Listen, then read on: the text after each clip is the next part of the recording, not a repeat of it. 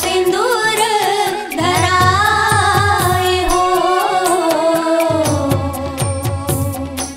कौन तोला सिंदूर धरा।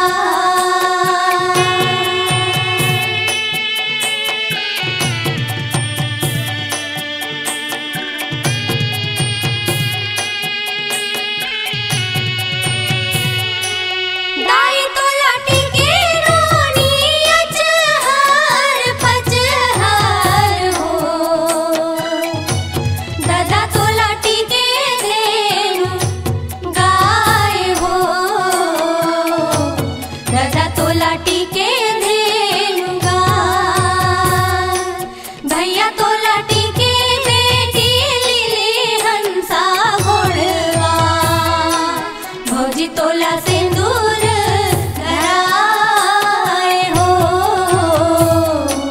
भौजी तोला सिंदूर धरा। भौजी तोला सिंदूर धराए हो। भौजी तोला सिंदूर